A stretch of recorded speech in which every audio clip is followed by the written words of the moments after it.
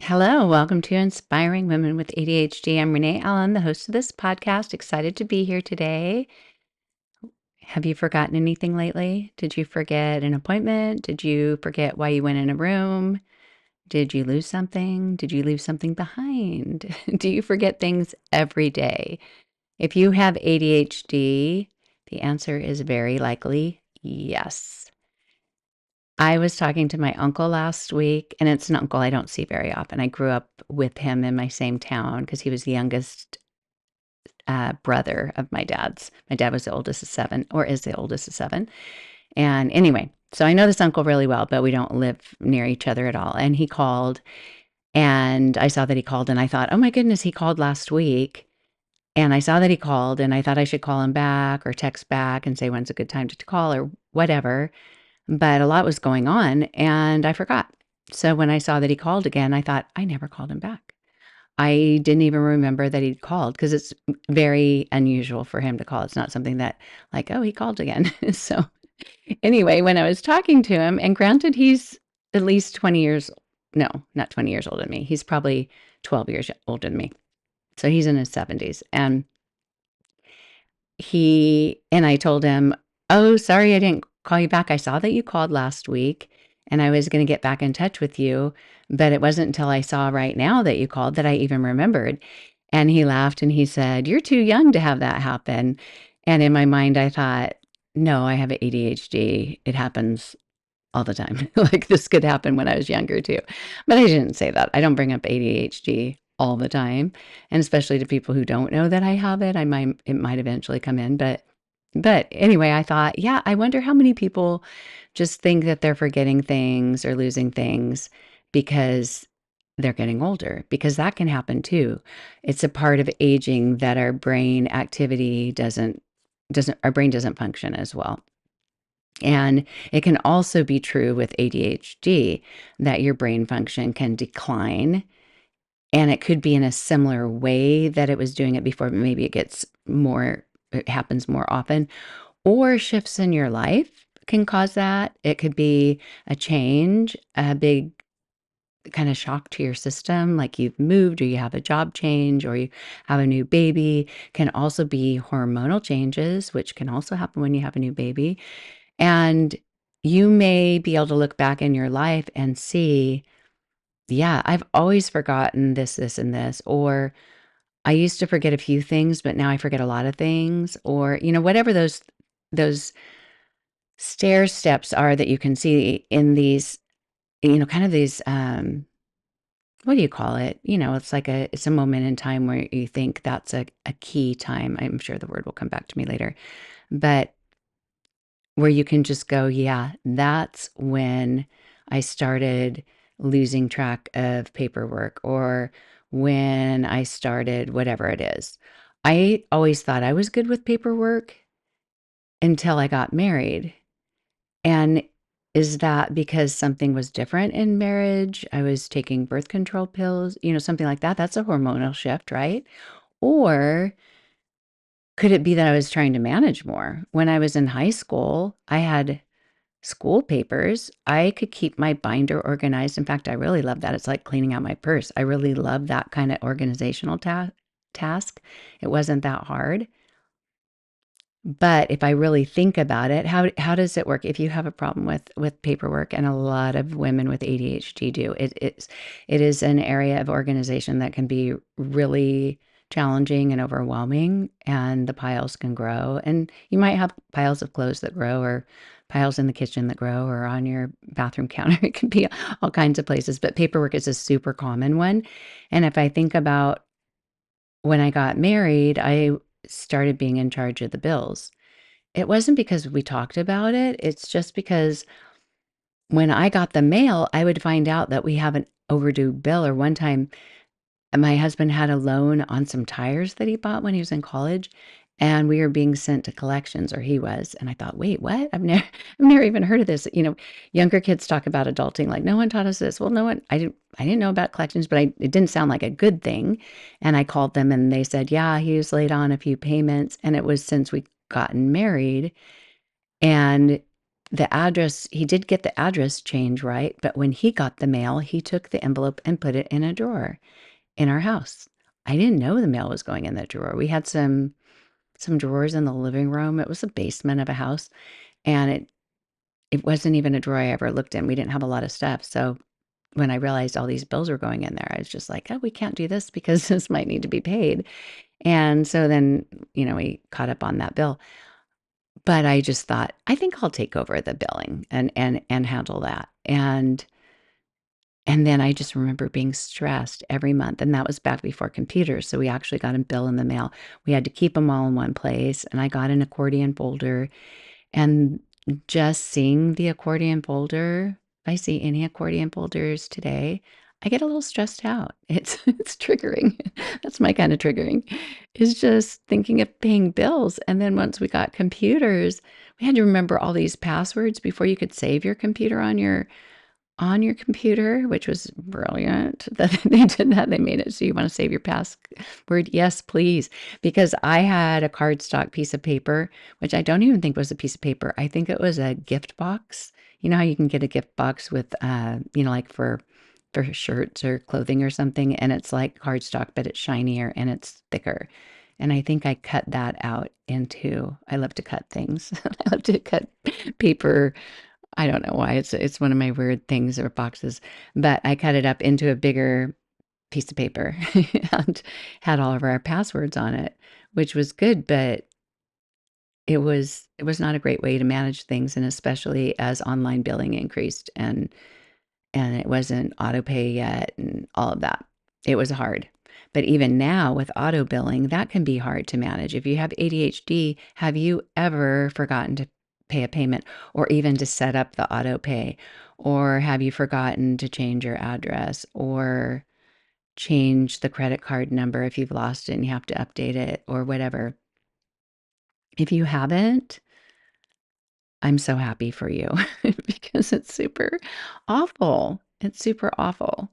It can cost you money. You can pay late fees on credit cards. You can, oh, in fact, I have to do that right now. So, like it's not a billing thing, but kind of is. So, like with Amazon or other places that you shop online, if you wanna make a return, they give you a window, and if you forget to take that return in, then a lot of the places, there's no way out. You just have to keep those things that were broken or whatever. With Amazon, you can call their phone number. I've mentioned this before, you probably heard me, but you can call them and say, "Hey, I know this was 2 months ago, but I forgot to take it," and they'll give you codes to be able to do it again. I've never had it not work, even years past the time.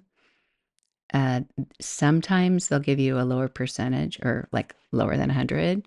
They won't give you the full amount back, but that's pretty far back. So I I don't know if I'm the only one who's done that, but just raising my hand and trying not to feel shame. But yeah, I've done that a lot. But there are a lot of things that are really difficult. Like if you don't remember to set up auto pay and you have a credit card and then you get a late fee and interest charge. If it's a one-time thing and you call them, they'll take off the late fee and they'll even take off the interest. I'm pretty sure every time I've called over the years, they've done it and it hasn't affected my credit history. It doesn't give me a strike or anything. But but yeah, it's not fun. You feel stupid, and especially when you're talking to customer service and you're telling your story or whatever, it doesn't feel nice to forget things all the time. It can add more stress for sure. One time I went to the DMV and usually I paid, so the DMV in California is Department of Motor Vehicles. I know in some states it's like Motor Vehicles Department. It has a different acronym or whatever, but in California, I did it by mail and the paper would come in and it got to where you could pay online, but it wasn't a very good system. Like you couldn't go in there, you couldn't auto pay it. You couldn't even just save what you did last year to pay again and just easily do it. You had to go in. It might be different now. We moved away 3 years ago, but you had to every time go in there and, you fill out your registration number or your VIN or whatever it is. But for some reason, one year, I forgot to pay on one of the cars, and I went into the DMV, and it was a $90 late fee, which in my world is a lot of money. So I went in and I said, "I'm here to pay the registration. I forgot to pay it. I know it needs to be paid, and the late fee and everything." And the woman said, "Just pay me this amount. Don't worry about the late fee." And I said, "Really?" Because it was not just, it was like more than a month later or whatever. And she said, "Yeah." And I thought, "Oh, you were so nice." And I was just so grateful. Well, it happened again, not on the same car, but the same DMV and different lady. But it happened to us again. So, and I say me, even though the whole family, I was the one taking care of it. So yeah, second time I went and I had an expectation of like maybe, the last time the lady didn't make me pay the late fee. Is there any way? Because I totally forgot and blah, blah, blah. And it wasn't like I just said, "Oh, this just happened this week," or something like I do this all the time. But um, anyway, she looked at me like, "Why on earth would I do that for you?" And I felt really stupid. I felt like I was getting scolded in school as a second grader or something. She's just like, "No, you are late and you pay the late fee." I'm like, "Okay, didn't hurt to ask." Although not asking did me better the time before. But anyway, yeah, sometimes you don't have to pay the price, but often you do pay what they call the ADHD tax. You pay extra money because you forget things. You pay a late fee because you didn't return the library books on time, or all kinds of things. One time, we own our house, and my son lives in a house that my husband co-signed for. So we technically own that house, and I've been paying the homeowner's insurance on both houses, even though my son actually pays back. But because he's busy, I don't want to put that on him because it's not an auto pay thing. So I have to set up all of that. But one year, I didn't know because they switched insurance companies on us. And I didn't know that his insurance was leaving the state of Florida. It lapsed. It was a huge headache. It was me on the phone for days, weeks. And new inspections having to get scheduled cost a lot of money. And now every quarter, I'm just like, I'm very on top of it. But the whole reason that lapsed is I was visiting my parents, helping them with something. I wasn't at home. So sometimes when life isn't normal, and sometimes even when it is normal, we forget. And why do we forget?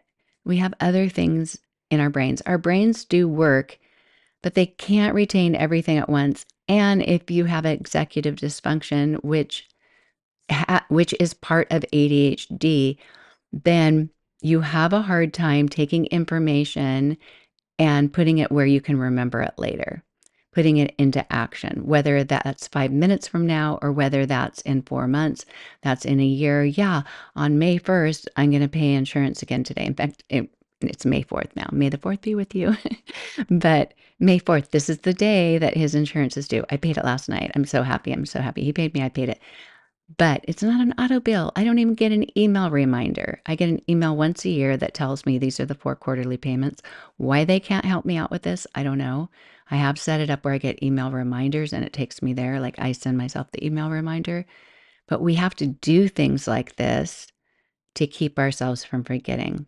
But there are so many things to remember throughout the day, throughout the week, throughout our lives that we're going to always forget something. There may be an ADHD coach or a counselor or someone that you're going to that is helping you not forget anything. I don't have the hope that that will ever happen for me, even if I did go see somebody, because what are they going to walk with me and make sure I remember everything? Unless I had a personal assistant walking around with me. I mean, sometimes my husband will say, "Did you, don't forget this," but and can act like that, or my kids. But chances are it's something that you accept as a part of your life. It's part of who you are.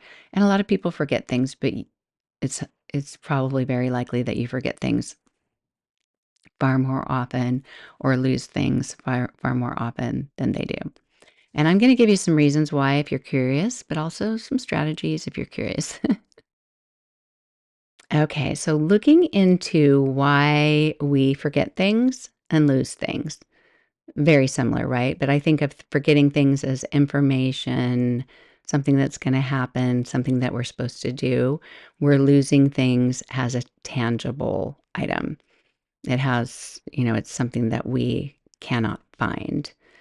And if you're watching on video, whenever I pause to get a drink of water, you might see water on my shirt after. Maybe you're not noticing, but I'm noticing. Anyway, it's part of my life too. Okay, so working memory. I've talked about working memory before, but because my working memory isn't sharp, I like to review it because that information isn't always stored. So it might be the same for you.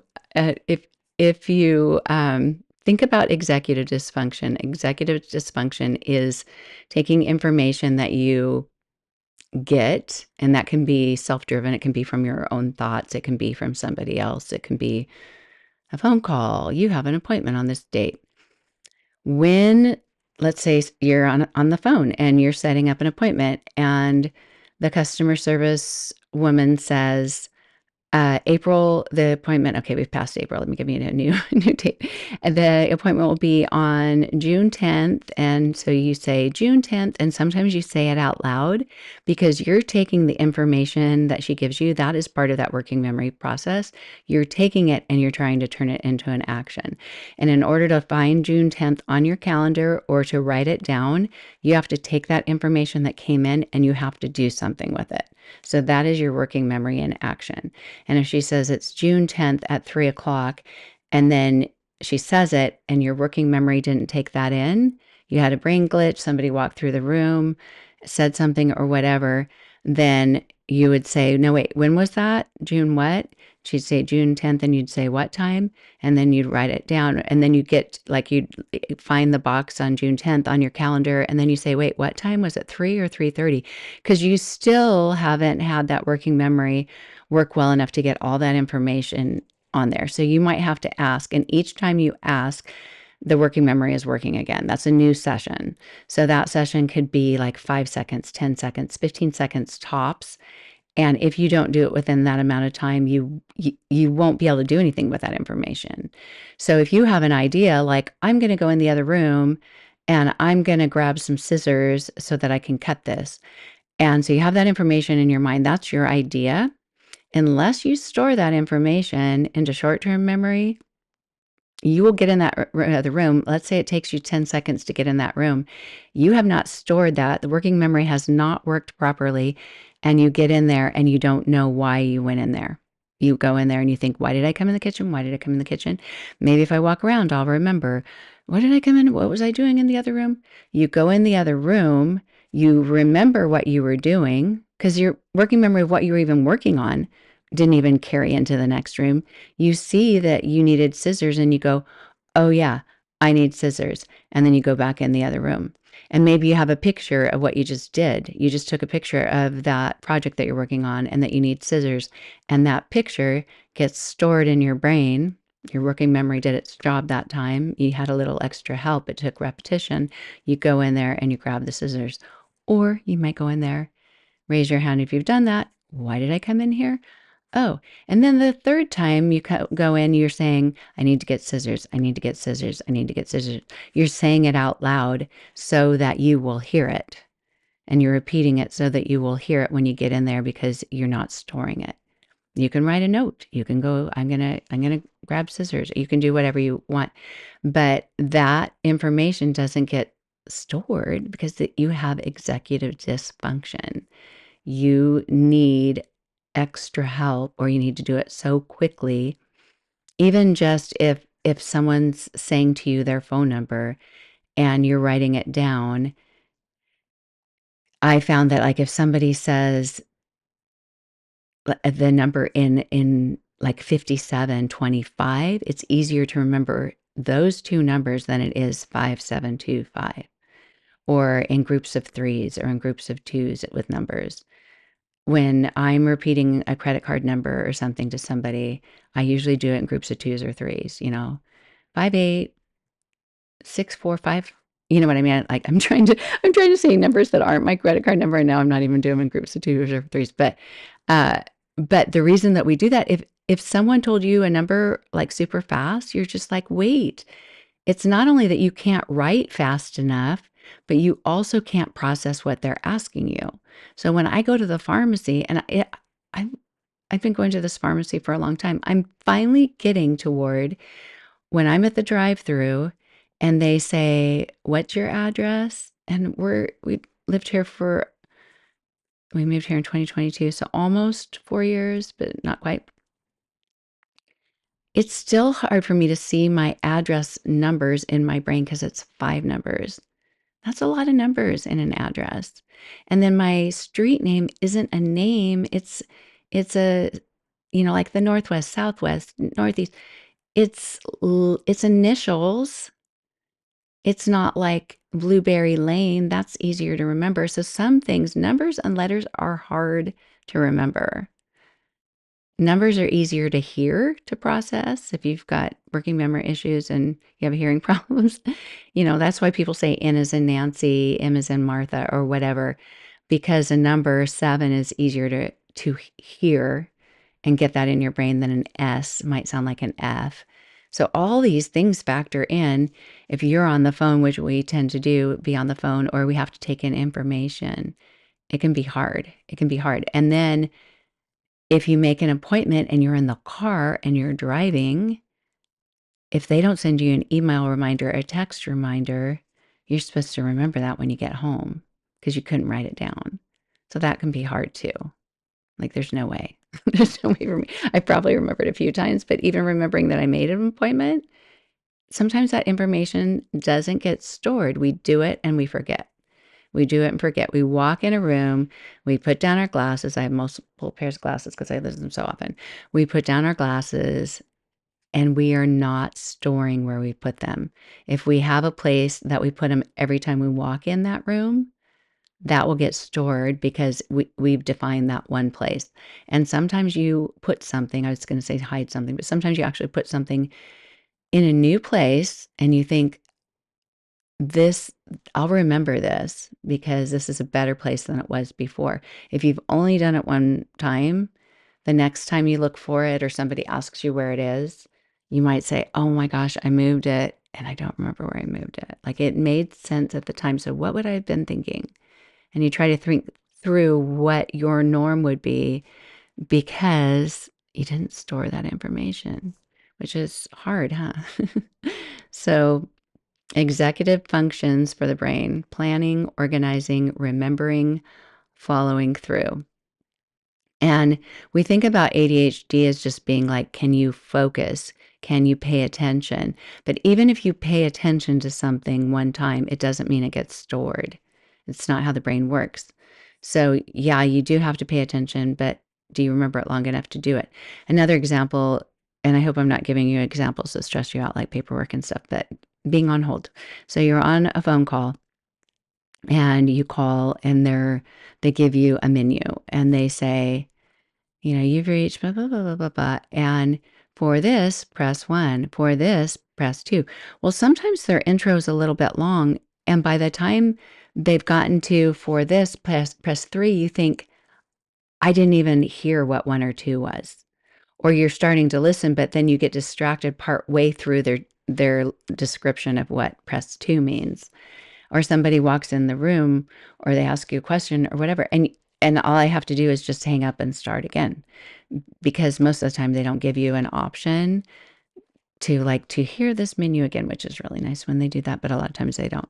So our brains don't have the capacity to hold things really long until we store it. And we have to do little tricks sometimes to store it. So it's like working memory is such a temporary little Post-it note, sticky note that holds information so we can act on it, like write it down or think, what do they want me to do? Oh, I'll press 2. Now what do they want me to do? Oh, I'll press 3. And we think about it just long enough to do that action of touching or choosing an option or saying, speak to customer service. And then they say, well, we can help you this way. Go to our website. We can do this. why don't you do this? And I just keep saying, no, speak to customer service. Well, let us know why you call customer service. It drives me crazy. Because even if you do all those things, they don't have the answer. Sometimes they do, but most of the time, the reason you're calling is because you can't get the answer online or on their website. But yeah, so it takes a lot of working memory to endure a phone call like that. And ADHD is very, very strongly linked to having problems with working memory. It's very common. And that can be keeping track of things, even knowing what's in your hand and dropping things, or I'm drinking water and I'm aware that I'm drinking water enough to swallow at the proper time and drink it, but not aware enough to what kind of cup I'm drinking out of and how fast it's going to come out. And then I spill on myself. My brain can't do all those things at once. And this working memory issue can cause you to trip and fall and run over things or into things because you're just not taking in all of those things at once. You're taking in what you're trying to remember, what you're trying to get your brain to do. So, yeah. So if you forget things, it never got stored, or it never got stored in a way that you could find it again. It might be stored in a way where you find it later and then you go, oh, yeah, now I remember doing that. But it wasn't a long-term storage. It wasn't, like my phone earlier. I did the Find My iPhone because I didn't know where it was. And I thought, well, it's really far away. Maybe it's in the bathroom because I often leave it in the bathroom, but I'd already checked the bathroom and I thought, would I put it in somewhere else? Because we usually have a habit of where we put something down unless we're going in a room for a different reason. But it was in my closet and I have no memory of putting it there. But there's other times that I'll go in and think, oh, yeah, I remember putting it here because I thought you'll see it when you walk out or whatever. And I didn't. So, yeah, when you're distracted, when you put your keys down when you're distracted, and that might sound like somebody else came in and they said something to you, but it could just be you had something else on your mind. You got home and you thought, I have to hurry, hurry, hurry. I have to go in here and do this, which I do sometimes at home because I teach yoga classes online. And so I'll think I have to hurry and get in there at this time, and I'll put some things away. I'll put things down in a way that's not my usual put things away, and my brain doesn't register that I even did that I put it away in a different way. And so when I come in and I can't find it, I'm kind of perplexed. And then I think, oh, yeah, you came home in a hurry. So the keys didn't go in the drawer and your bag didn't go up on the hook. And anytime that you don't do your usual system or routine, that's when things can get lost. And it makes sense later, but our brain doesn't have the capacity to make sense of it before. So, here are some simple reasons why you might lose things often. You have inattention in the moment, and that can just be your own thoughts. That could be, I have to hurry and go to the bathroom, and you weren't noticing where you put it, or you don't have a system set up yet where you put it in the same place every time. So your brain doesn't log it, or you didn't make it as easy as possible for your brain. So when you have a place for your keys every time, when you have a place for your sunglasses every time, you have a place for your purse or your bag every time, your brain doesn't have to log it. It logged it a long time ago. It doesn't have to do it. Anytime you set up a system, you streamline a system, make a new path that works better, and you have an idea and it's actually working, you've made it so much easier for your brain. Your brain doesn't have to look ever again because you always know keys are here, sunglasses are here. Those few times that you don't get them put there, it's a little more challenging, but for the most part, you made it easier on yourself. And then the working memory overload, too many inputs at once. So you are taking it in, but you have so many other things that you're doing. Like if I'm drinking some water, but I'm also thinking, oh, I need to go in here and I'm drinking water and walking at the same time, then I'm not computing that I'm drinking water and walking. And then it spills or I drop something else because I had something else in my hand. I have too many inputs. I can't possibly pay attention to all of them. And, something falls, gets broken. I fall, get broken.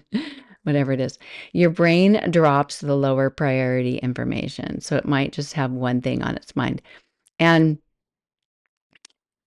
a lot of this I I see that it's the inattentive part of ADHD where you can't pay attention to everything, but I really, really think as an experienced person with the impulsive side of the hyperactive impulsivity part of ADHD, if you have an impulsive nature, if that's part of how your brain and body works, that impulsivity will also cause you to not pay attention because you'll change your mind partway through. Like you might be on your way to put your keys where they're supposed to go, but then you have some great idea or you just it's not impulsivity like when it happens so quickly, it's not like you plan on it, but you do it. You see something you go, "Oh, it's like Squirrel on the movie Up. You just see it. You just have this thought that comes up and that makes you do something different for whatever reason, and you bolt and you run and you do it, and you might get hurt and you think, then you forget that you're putting your keys away, or you start to do something else, and that's another reason that you don't keep up with it all is the impulses that just happen for who knows why. It's a part of how your brain and your body function. So when you also have a list of things to do and your brain can't keep it all in, that's another reason why you might not retrain it. And let me go back a little bit. Let me go back a little bit. Back to working memory and just explaining working memory versus short-term memory. I did a whole episode on this, maybe 2 of them, a long time ago because I find it so fascinating, and yet I have a hard time remembering it. But working memory is so brief. 5 seconds, 10 seconds, 15 seconds, maybe tops. Maybe you have, somebody else that's a little bit longer. It can only be extended. It can only be guaranteed that it will happen if you actively rehearse it. So that's why I say saying something in my mind over and over is really helpful. It's also not a no fail. Like there will be times that I turn water on and then I go in another room and I say like, you have water on, you have water on, whatever it is, I'll say it over and over, but something else can distract me from that. So,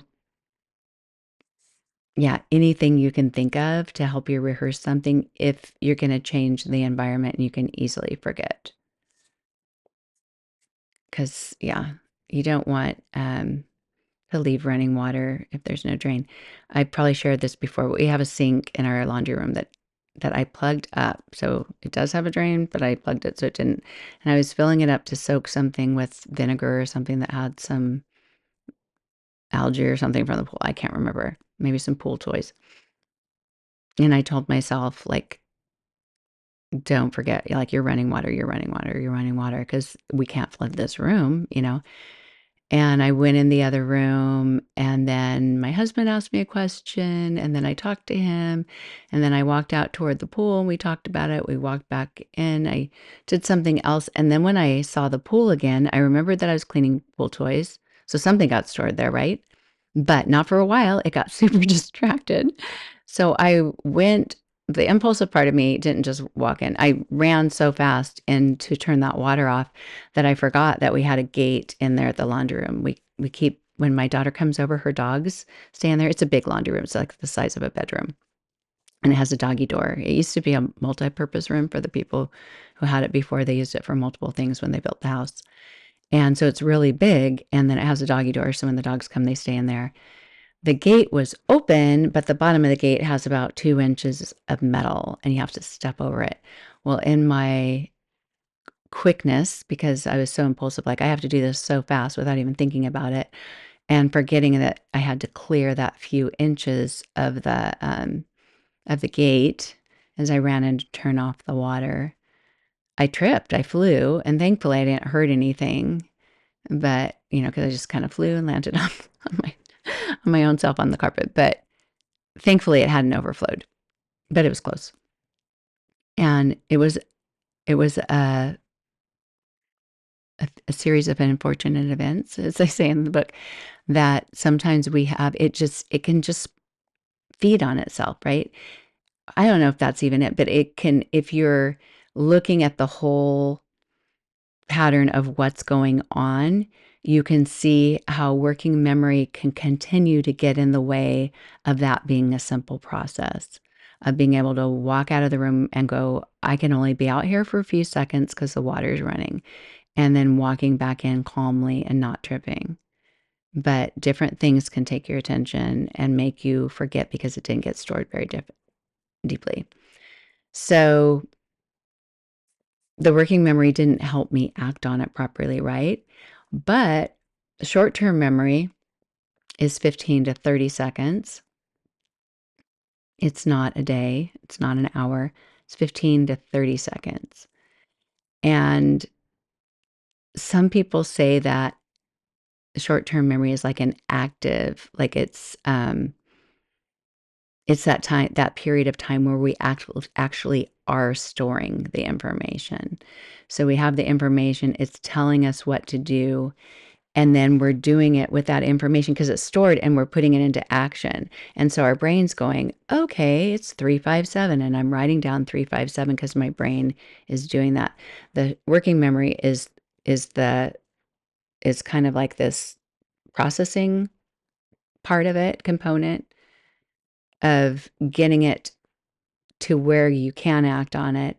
And then the short-term memory is getting it from knowing what to act on and actually getting your body to do it. Like write on a calendar, go and do it. I know it might seem pretty confusing, but without having the attention that you need on it, which means the working memory has worked, or without having repetition, it doesn't get to the short-term memory part of it actually happening. So they're very, very similar, but the short-term memory means you did the job and you got the job done. The working memory means you brought it through your brain and got it to actually do the thing, but the actually doing the thing is the short-term memory making it happen. Does that make sense? Kind of makes sense for me. Ooh, so now let's think about, and I know this is getting away from like forgetting things like where you put something and like forgetting a date or whatever.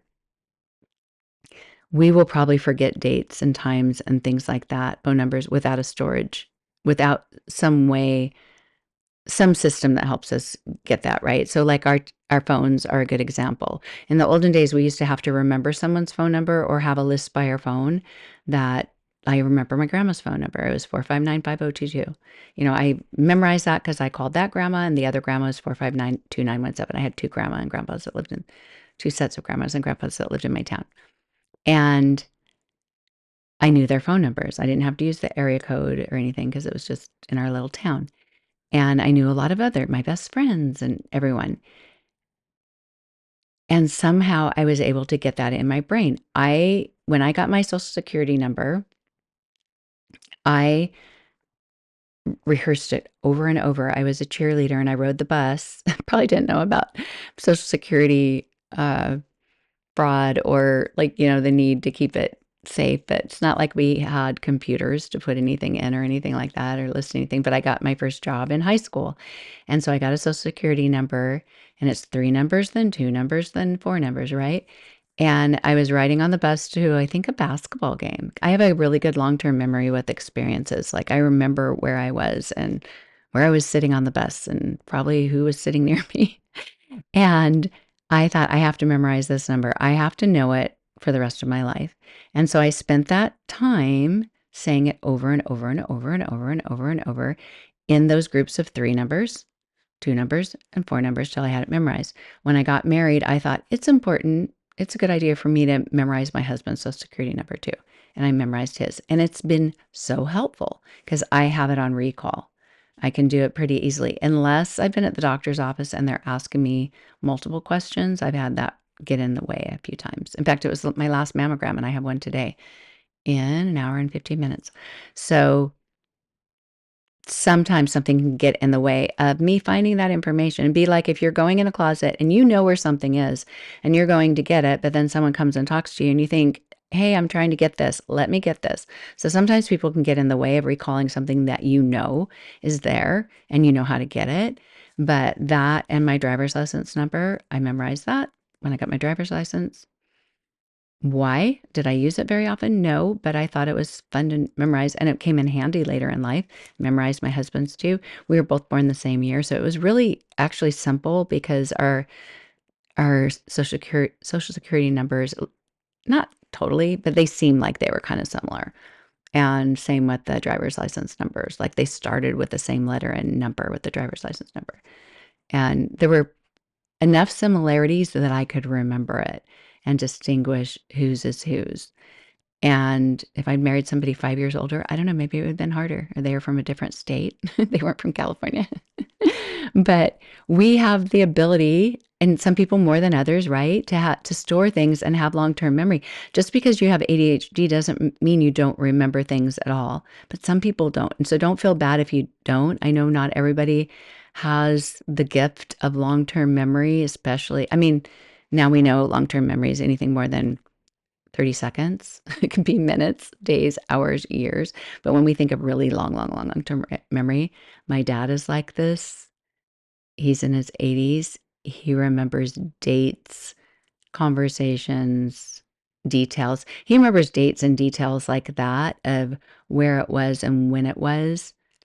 More where I'm kind of like in 7th grade, I picture the scene. I know who the teacher was. I know when we were sitting. I know who said what. Sometimes I remember what they were wearing. But there have been times I've rehearsed these memories for years and then go to a class reunion and find out I was attributing the thing that was said to the wrong person. And there are other people there that remember it was somebody else, and I'll verify that. So that's something that's pretty interesting because they say that with court cases and stuff, that sometimes people rehearse a memory and there's something off, and maybe that happens like a lot. Maybe I haven't had very many of my memories checked. I don't know if you've read The Glass Castle by Jeanette Walls. I have it up here on my shelf somewhere. But I love that book and saw an interview of hers after she wrote it, and then she wrote the one about her grandmother. I have that up there too, but of course I can't remember the name of the book while I'm trying to think about it. But she said in writing The Glass Castle, she has a younger sister and a brother and another sister. So the younger sister is a lot younger. You know how in some families, like in my kids' family, with my children, the first 4 are born all 2 years apart. They have more memories together in their little chunk of time than with the youngest 2 because they were born 3.5, 3.25 years, like apart from the ones above them. So the memories that my younger kids would have of something that my older kids had, my older kids would have more shared memories, right? So with Jeanette Walls, she had her brother and sister that were close in her age, and she would ask them, when she'd be writing about something for The Glass Castle, she'd ask them what they remembered. And the younger sister, like didn't have as many memories, right? Because she was a lot younger. She was in the same time frame. And our brains develop and we remember more at certain points of our lives. At least for me, mine started about age 5. Some of my kids have memories to describe a room and stuff at age 2. Some people even younger. It's crazy. But anyway, with Jeanette Walls, there's a story in there where their dad took them to the zoo and they got to pet a cheetah. And let me see if I can remember this because, let's see, The Glass Castle. So he took him to a zoo in Arizona, and he climbs over the fence to pet the cheetah. And he was very he was a lot crazy. And so Jeanette said that when she asked her brother and sister what they remembered, one of them remembered being inside the cage with them. Another was outside. One thought it was really beautiful. One thought it was really mangy, so like wasn't cared for very well. And she thought, oh, and so this happened a lot with memories where she'd find that all three memories were slightly different. So where is the truth in that? And oh, wait, okay. I was thinking while I was saying this. I thought wait, why is it not saying she has a brother? Yeah, she has a brother and a sister. When I'm Googling her, I was just making sure. I was pretty sure she had a sister and then the younger sister. But yeah, she does have a brother. Okay. Because I was thinking, now that I'm talking about memory, am I remembering it right? Yeah, she had a sister, Lori, and Maureen, and then another brother, Brian. If you haven't read this book, it's really interesting. And there's one period of the book that they live in Battle Mountain, Nevada, which if you've ever been on I-80 in Nevada, Battle Mountain is teeny, teeny, teeny, tiny town. And when we used to drive through it, when I was growing up, it was a one-sided town. Like you went down Main Street and there were only businesses on one side. And it says right now there's 3,705. Wow. When we used to go, I swear there were like 800 people. Anyway, my parents lived um, up until a few years ago, I guess just last year. They lived in a town that was a little bigger than Battle Mountain that was like an hour and a half away. And the towns are also deserted out there in the desert, or, like, I don't want to say stranded. All the towns are far apart and then there's desert. It's not like cities where it's just like city, city, city. It's like you're in a town and then an hour and a half later you're in another town. Another hour and a half later, 2 hours later you're in another town, and they're all really little towns. But my mom did a book club in her town, and some people had lived in Battle Mountain at the time that the walls were there and remembered them, that they lived in the train station. There were crazy stories. Anyway, very fun tangent. If you haven't read The Glass Castle, it's a lot of fun. Tell me if you have. But oh my goodness, why did I get into that? Because of memory. Because one of her sisters remembered being inside petting the cheetah. I think she wrote that she was outside the cage, but when AI just said they were inside. One said they were outside, one said they were inside. I think that he brought him up close enough that they could reach through and pet the cheetah. But there's my memory, right? It might be wrong. If you've seen the movie, the book's way better. So the movie, and here's my reason for that. And it's just totally unrelated to everything else. But after watching the movie, I thought, why did I not watch like the movie as much? The book was hilarious and yet crazy and hard to read too, but it was a fascinating story. It was a memoir. But the movie, you're seeing it through adult eyes, even though some parts of it are about them as children. When you watch a movie, you're watching it as yourself. You're not seeing it as a child. When you're reading a book, the narrator is a child. You're experiencing it as a child. And that's why I thought it was different. It had a different feeling. It wasn't that the acting wasn't good or anything. It was just like, wow, that dad is not like, that mom and dad are really neglectful, because you're seeing it through the parents' eyes. It's like when I saw Ferris Bueller, I was in college and I was seeing it through a teenager's eyes. And I thought it was the best thing ever. I rent the video and when I come home for Christmas and put it on for my parents to watch, and they thought it was horrible because it was so disrespectful to the teachers and the parents. And I'm like, what? Like, no, it's funny. Like, they're skipping school. What? Like, they're lying to their parents and going to, they weren't things that I would do, but they were fun. I mean, that was what was fun about it. It was outlandish. And of course, it was just very well written, but yeah, it's the eyes that you see it through. Okay. So long-term memory. Let me tell you something. So now that I've talked about two stories, right? Ferris Bueller and The Glass Castle.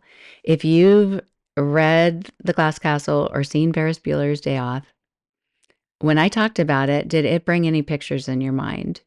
Could you remember things like the setting or experiences or songs or whatever, Twist and Shout or something in Ferris Bueller?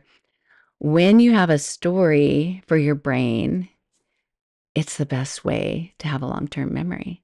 to store it in there. So if you're listening to a speech, a talk, a presentation, a webinar, whatever, and the person is teaching information that you have to retain, laws, principles, ideas that are like have like virtuous ideas or whatever, or these are the 5 things that you have to remember in order to do this. All of that stuff, even me saying short-term memory versus working memory, unless you're thinking of your own experiences or trying to imagine mine while you're listening to this, you're going to have a harder time remembering. And even just having a visual that the working memory is just taking the information and getting it ready to be performed, and the short-term memory is actually performing it. And they're both really short, but the working memory is what the executive dysfunction is. So if you can't even get that to work, there's no way you're going to get the date on the calendar, right? But the short-term memory is taking that information that your working memory just stored, and it's taking and putting it on the paper. And if you have that visual, you will remember that better than me just reading to you what it means.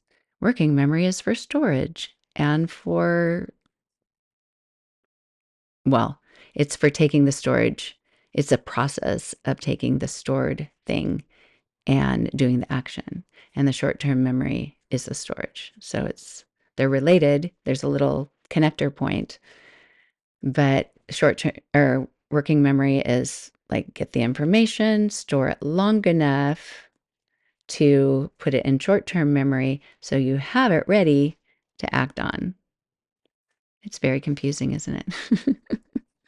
So that's hard to retain stuff like that. But if I told you a story that had more visuals than like not paying homeowners insurance, you're able to think of that better, like a Ferris Bueller and him going to his school and meeting Simone, and or maybe you already knew Simone, she was his girlfriend, but she cut school with him, and the principal, all that. So all of that gives us visuals, and pictures are easier, excuse me, to store and retain in your brain. So long-term memory can last hours, days, years, and decades. Why do some long-term memories stay in there longer? Good question. Maybe our brains were healthier when we were younger. Maybe something happened in between the time we were younger and we were older that made us want to forget. Sometimes people, when they have a lot of bad experiences, they let go of the good experiences and those memories along with the bad experiences. So they forget a lot of things. But so many things can bring those memories back. You might not know that you know every word to a song, and then it's played and you're singing every single word to "If You Love Somebody, Set Them Free, free, free," and once you just start singing it, once it's playing, your brain picks up and it knows what to do. Or you go back to your school where you grew up, and you walk through there, and some things don't match your memory. You're a lot taller than you were, but the smell is the same. The trees smell the same. They might be bigger, but a lot of things, just the smell of and the feel of the air for me can make me have feelings and memories that I wouldn't have otherwise. It's like, oh, that's right. I loved being here. I remember I did this. I remember we played out there. Sometimes things change over time, but smells, sounds, people, voices, even just how important people are in your life. I know we live where we're more distant with texting. We don't have as many phone calls. Hearing someone's voice, and especially being in person with them, can bring back the feelings that were stored. That's a memory, right? A feeling that's stored in your body. It can bring it out. And it's like, oh yeah, this is pretty wonderful. So, and it's funny because when sometimes your brain can get in the way of even making good decisions. Like you want to go somewhere and you plan something out, but then you start second guessing it and you think, no, I don't want to go. I have too much to do, blah, blah, blah, blah, blah. And then you go there And you're like, "Oh, yeah, now I know why I wanted to come here. I'm so glad that you talked me into going. I'm so glad that I made myself come because I love this," and it brings back the joy of being there. Oh my goodness, I am getting closer to an hour, and usually I feel like I've been talking an hour, and now it's getting closer to leave for my mammogram. Go get your mammogram if you haven't had one lately, once a year. But so the reason that long-term memories don't have a fixed time limit is sometimes it's encoded in our brains more effectively than other times. Sometimes we have to repeat it to remember it. My son, when my oldest son, when he was in 8th grade, I think, I had bought him a map, probably at Costco. You see stuff at Costco, and I used to just always buy things from that center section that I didn't plan on buying. And I think they had a map of the world and a map of the United States. So I bought them both, and we put them in his room. Well, he memorized all the countries of the world and then in alphabetical order. And I remember my husband told him, once you learn it, you have to keep saying it. You have to keep rehearsing it, or you won't remember it. And it's true. If you haven't played piano in a long time, it might be a piece that you used to play over and over to the point that you could play it memorized, like without the music. And I know some people, like my son, a couple of my sons play better without the music, or can play more difficult songs without the music than the ones that they read. But for me, I go back to the piano now. It'll come back. It'll come back. Like, my fingers know what to do in the air, but having the control with my fingers and remembering, like, wait, what's the G? What's the E? I have to sit and think about it. I need to practice it to bring it back. And it's the same way with a lot of memories that we have. Some memories, we've relived them and rehearsed them and told the stories again and again with our families. And when we do that, we have a greater memory of it. Other times, somebody else might bring something else up, and you think, oh, yeah. And it's way stored in there, but they remember more details because they've continued to repeat it. But we also have different brain functions. So some people really just don't have the deep memories of the names of people they knew from college. And if they saw them again, they wouldn't remember them. I'm fascinated by why that is. Part of it, I'm thinking, could be brain function, but can also be, maybe it's a big judgment, but how much people mean to you, because people mean a ton to me. Like, when I interact with people, I super value that. So when I see them again, I'm thinking, oh, yeah, I'm super excited. And then they're more like, and maybe they like me just as much as I like them, but they don't remember me. They're like, yeah, whatever. Okay. But, okay. So yeah, I guess I just got validation from that because, I just did read that long-term memory depends on how well it was stored in there, encoded, but also the emotional relevance. So yeah, if interacting with people is so much more important to me than it is to somebody else, or I relive a lot of memories of, like, the golden days of living in this apartment complex or the dorms or whatever. I cried for a million hours on a Greyhound bus on the way home from living in the dorms one summer. Like like the world was coming to an end because I loved it so much. So, yeah. I didn't know about emotional dysregulation back then, but that is a version of emotional dysregulation that, for other people, they're like, "Wow, this was a great time." And then for me, it's like, "Oh my goodness, I loved it." And then crying for a long time, like hysterically on the bus. But repetition for sure is a big thing. And even in our bodies, I know I'm talking a lot about brain and thinking and what you remember, but your body remembers too. So, like the piano, like my body remembers how to play a song. When my daughter played the same song in piano recital, I could do the notes with my fingers just right here. It knew how to move and what to move. But also, like, if you're physically active, you go running, you do different things. There's some things that your body needs to remember what to do. And maybe not many of you do headstands like I do, but I have to do headstands consistently so that those tissues and my bones stay strong enough to do it again when I want to do it. Because I love doing them, but I don't always have time to do a headstand. But I know it's important, and that repetition of my body knowing how to go up. There are some things I haven't done a long time, and just the impulsive part of me, like, I might last minute, like, second guess and change my hand position or something to like to do a drop back bend. I can't talk. Back bend.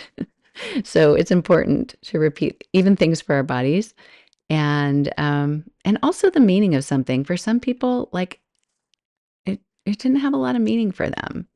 And so they're not going to store that.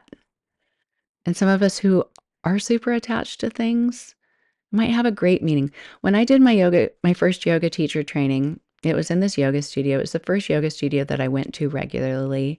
I still love going back there, even though it's changed owners twice. I don't know if any, but maybe one of the teachers is still there that used to teach. And it's not like I took her classes that much, but I love going in there, and especially because it reminds me of how, to me, maybe not to anybody else, but how to me, how magical that yoga teacher training was to me for that 6 months. It had a great meaning. And so every time I would go back to Santa Cruz Yoga, that's on the west side of Santa Cruz, I'd have that great meaning. They had a hand soap in the bathroom that I didn't know what it was, but I love the smell of it. And I later found out it was a Mrs. Meyer's hand soap, but I didn't know what kind, what flavor, smell, fragrance. So I kept trying different ones, kept trying ones. And then one day I was in the grocery store and they had a basil dish soap. They didn't have the hand soap, but they had a Mrs. Meyer's basil dish soap. I smelled it. It was the smell of my yoga teacher training. And I don't even know if they use that soap anymore at Santa Cruz Yoga when they changed owners. So if you're following this story, I have bought that hand soap, the refills of it, ever since, like for 10 years, over 10 years. And and even with COVID, I lost my sense of well, okay, I lost my sense of smell for a little bit that 2020 COVID year, but then I got parosmia.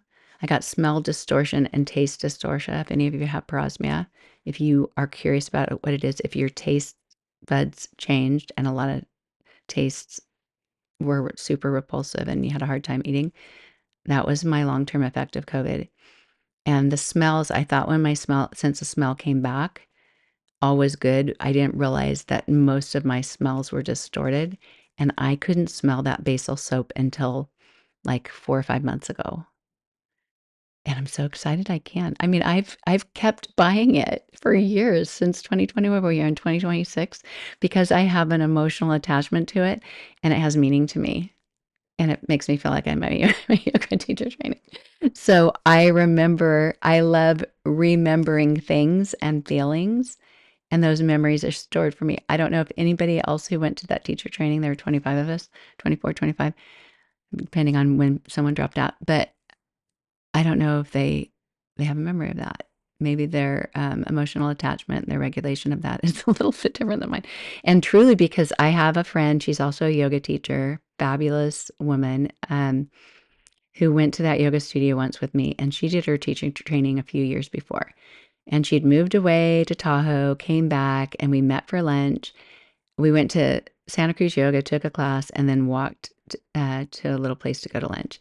And I said, "Was that just wonderful for you to go back?" And she used to teach there too, and I had taught there for a little while. I said, "Was that wonderful to go back and be there and remember everything?" And she looked at me and said, "I don't have an emotional attachment to things and places and times of my life." And I went, wow, I didn't even know that was a thing to not be emotionally attached to.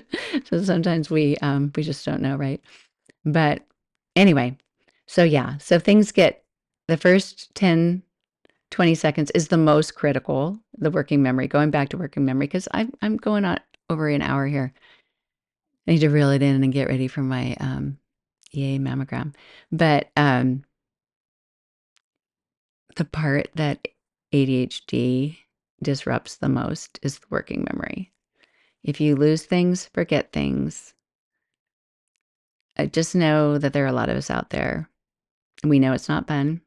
Sometimes it can be funny, like, I can't believe I lost this again, like, this is life. Sometimes it's expensive. My kids were kind of teasing me last year. They're like, "You have 5 sets of AirPods?" And I thought, well, that's because I know where all of them are right now, and I always have to have one set that I know where it is. But also, some of them only had the left AirPod or the right AirPod, and they were different versions. Or no, wait, they only had Yeah, I can only hear out of my left ear. Um, and so if I lose the left one, that's a problem. It doesn't help me to have a container with just the right one in it. That gets some supplement, but I can't hear anything with it. That makes sense. So like a couple, I think only had the right one in. I think I said that wrong.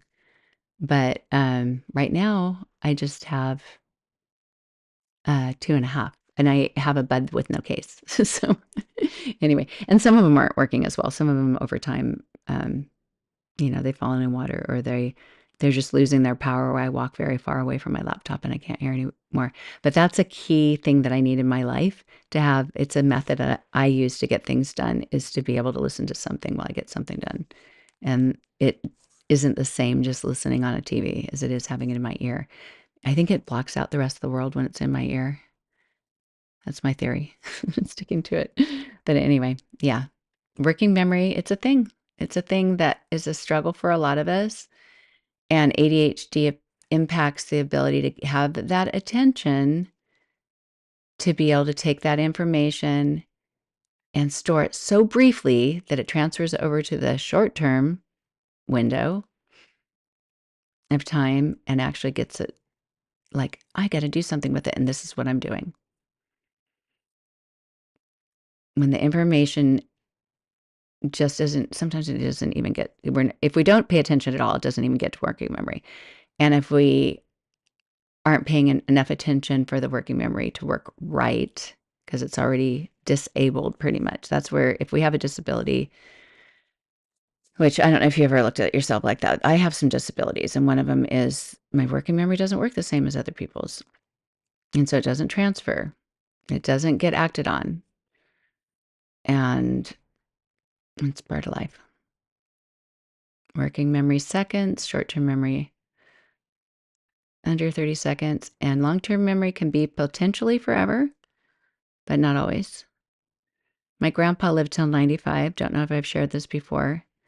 When he was in his last year or so, he had a stroke a few times. Like, um, I was young enough that I don't really remember. Like, I didn't really know the details, so I don't know if it was a mini stroke, um, like what all it did. But it would disable part of his brain for a period of time, and then that would come back.